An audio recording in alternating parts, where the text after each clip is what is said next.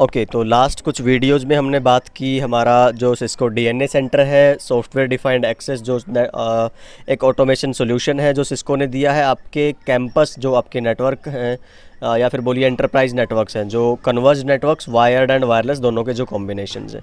ठीक है, तो हमने देखा सिस्को का जो डीएनए सेंटर था वो कैसे दो रोल बहुत बखूबी निभाता है। पहला एज अ कंट्रोलर एंड दूसरा एज आपका नेटवर्क मैनेजमेंट प्लेटफॉर्म, है ना, कि कैसे धीरे धीरे जो आपका डीएनए सेंटर है वो रिप्लेस करता जा रहा है सिस्को का जो लेगेसी नेटवर्क मैनेजमेंट टूल था, जिसका नाम है सिस्को प्राइम इंफ्रास्ट्रक्चर, है ना, सिस्को पीआई।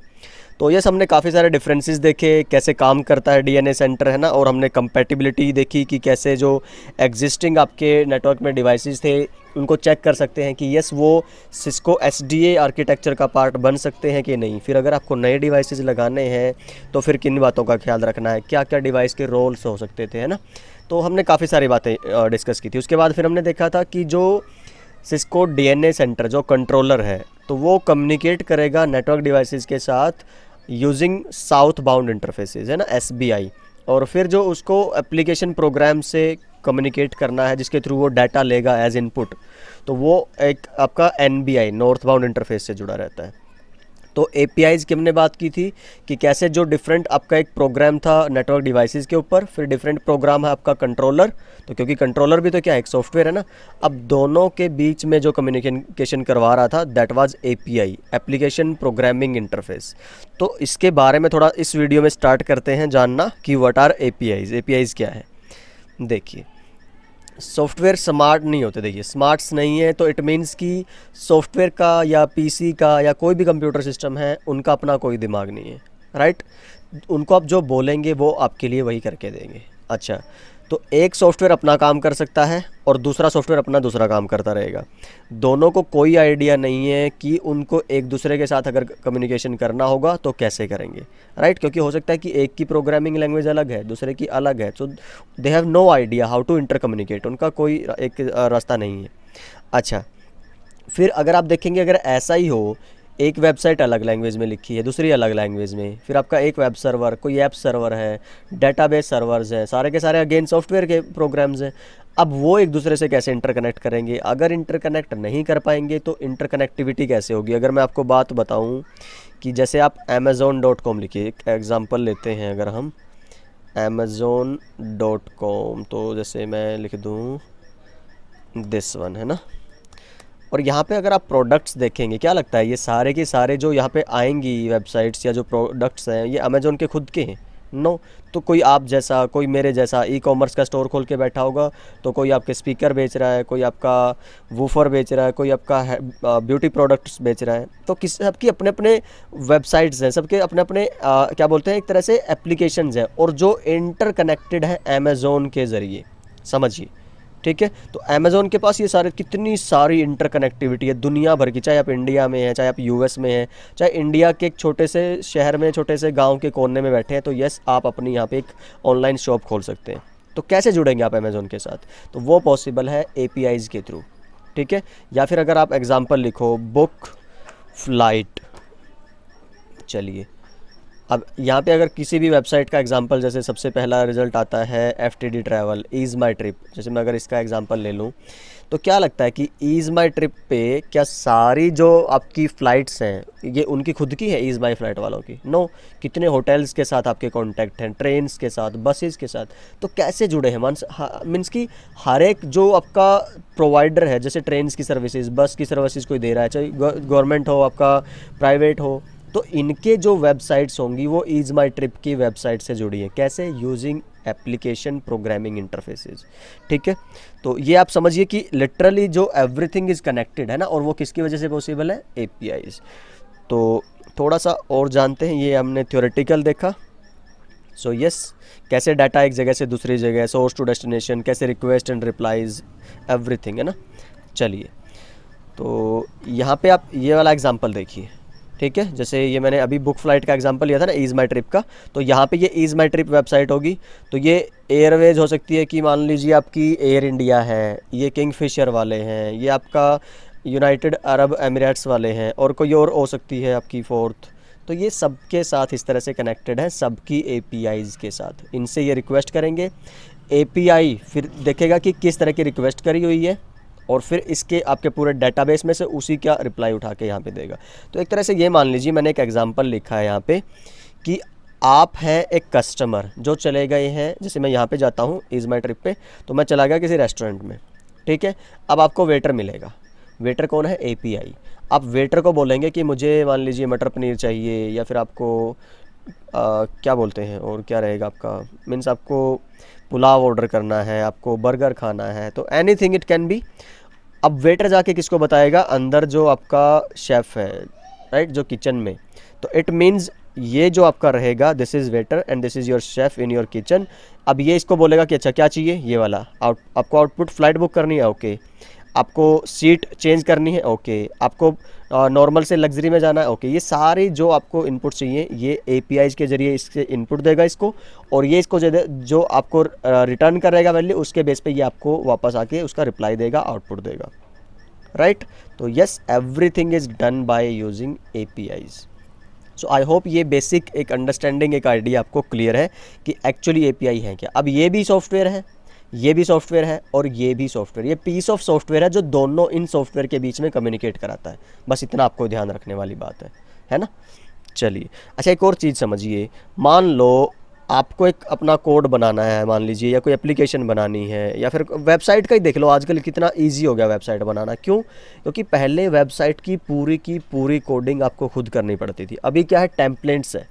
तो जो प्रोग्रामर है वो क्या अप्रोच यूज़ करते हैं कि भाई जो फ्रीली अवेलेबल है, जो ओपन सोर्स है, एक तरह से जो ऑलरेडी कोड लिखे जा चुके हैं, जो किसी की कॉपीराइट नहीं है, वो आप as it is copy paste करिए, और आपको जो अपनी फंक्शनैलिटी चाहिए वो उसमें ऐड करिए, ठीक है। तो मान लो अगर मैं एक सिंपल सा एग्जांपल दूं, जस्ट ए सेकंड, और आप इधर से ही देख लो, चाहे अगर मैं Ctrl+U, आई थिंक एक ऑप्शन आता है, यस। तो ये देखो कैसे करते हैं हम, इस पर राइट क्लिक जाके और इंस्पेक्ट एलिमेंट कुछ आएगा, ये वाला है ना, इस पर क्लिक करेंगे तो इस तरह से आपको ये खुल के आएगा। अब क्या लगता है कि जो आप नई वेबसाइट बनाएंगे उसमें क्या है, खुद लिखेंगे आप सारा का सारा? नहीं, आप यहाँ से बहुत सारा कोड कॉपी कर सकते हैं, और जो आपकी वैल्यूज़ चेंज होगी, जैसे आपको इन्होंने क्या लिखा हुआ है यहाँ पे, इज़ माई ट्रिप, आप अपना ब्रांड डाल सकते हैं, ठीक है।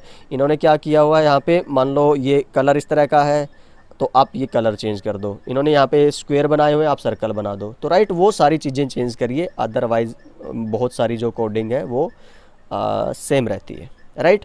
अब इनको एक्सेस करने का, वो जो सेम कोड है आपको ना लिखना पड़े, वो आप डायरेक्ट एक्सेस कर पाओ, उसके लिए भी आप APIs यूज़ कर लेते हैं, ठीक है। तो यस, प्रोग्रामिंग वर्ल्ड में ऐसा ही होता है। तो ये देख लीजिए ज़रा, modern developers add APIs to their software so that others application software can make use of the features of the first application। एक एप्लीकेशन लिखनी थी कंप्लीट, अब उसके दो पार्ट थे, एक पार्ट पहले से डेवलप हो रखा है, तो आपको वो पार्ट दोबारा डेवलप नहीं करना, उसको एक्सेस कर लो यूजिंग उसकी आपका API, ठीक है, और जस्ट आप सेकंड पार्ट डेवलप करिए, ठीक है। तो यस, इस स्लाइड में यही मैंने लिखा हुआ है सारा का सारा अलग अलग लैंग्वेजेस में। तो हम जो CCNA के अकॉर्डिंग हमारा आता है API, वो जिक्र आएगा रेस्ट बेस्ड API का, रिप्रेजेंटेशनल स्टेट ट्रांसफ़र, ठीक है। अब सिंपल सा एक याद रखिए आप एग्जांपल, APIs जब भी आप बात करें, मैं मान लो अभी वही वाला एक एग्जांपल ओपन करता हूँ। सो देखिए, Ctrl+O, जस्ट ए सेकंड, यहाँ पे हमने एक NBI SBI का एग्जांपल लिया था जहाँ तक मुझे याद है। वो एग्ज़ाम्पल हमारा रहेगा दिस वन। चलिए, तो ये भी एक एप्लीकेशन सॉफ्टवेयर था, और कंट्रोलर भी हमें पता है क्या है, एक सॉफ्टवेयर है। सो अगेन यस, इसको एक्सेस करने के लिए ये एक API का यूज़ करेगा, ठीक है। यहाँ भी API हो रहेगी, और इधर भी क्या है, एक API रहेगी, ठीक। हम जिस API की बात करेंगे वो रहेगा आपका rest based, representational state transfer, ठीक। तो अब कैसे ये आपका कंट्रोलर जो है, देखिए, इसको बोलेगा कि किस तरह का डाटा मुझे चाहिए है, ठीक है। तो वो रिक्वेस्ट रहेगा एक तरह से आपका यहाँ पे, और कैसे फिर ये आपका रिप्लाई करेगा उसको, राइट, कि भाई ओके, आपने ये वाली रिक्वेस्ट की थी इस डाटा की, और अब ये इसको रिप्लाई देना है, ठीक है। तो यस, ये एक तरीका रहेगा आपका APIs के काम करने का। तो इसके बारे में बात करेंगे, तो एक बेसिक आइडिया ये याद रखिए आप ज़रा, ओके।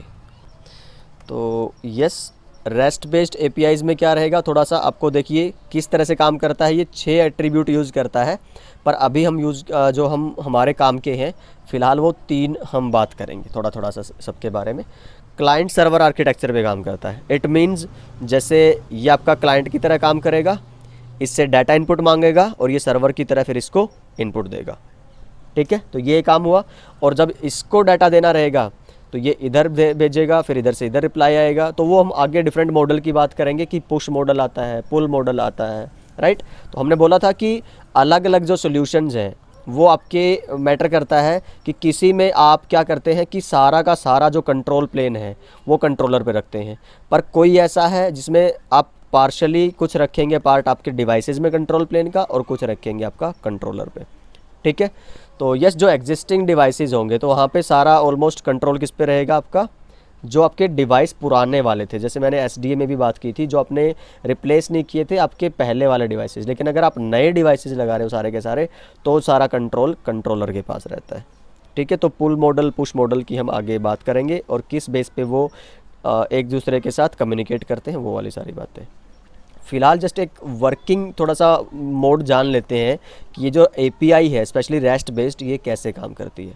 ठीक, तो क्लाइंट सर्वर मॉडल फॉलो करेगी, स्टेटलेस ऑपरेशन रहेगा और कैशेबल या अनकैशेबल इसका ऑपरेशन हो सकता है।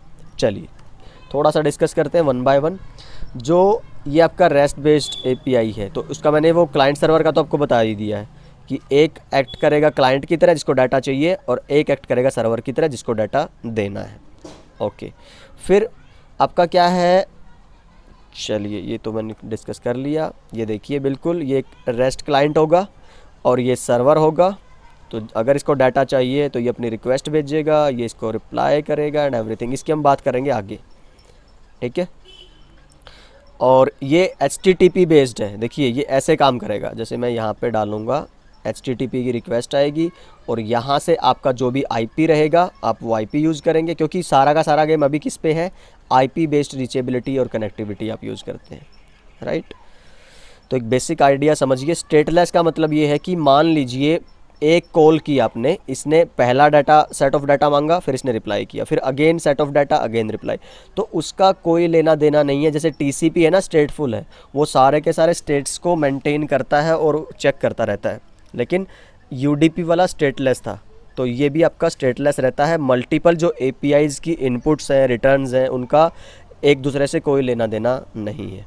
ठीक है, फिर एक इसका ऑप्शन क्या आता है आपका कि ये कैशेबल है या नहीं। अच्छा, ये कैशेबल रहेगा उस तरह के डाटा के लिए जो आपको, अच्छा एक एग्जांपल समझो, चलो मैं थ्योरेटिकल नहीं लेके चलता। मैंने अभी ये वाली वेबसाइट खोली हुई है, ठीक है। जब पहली बार मैंने इस वेबसाइट को ओपन किया होगा तो मुझे टाइम लगा होगा।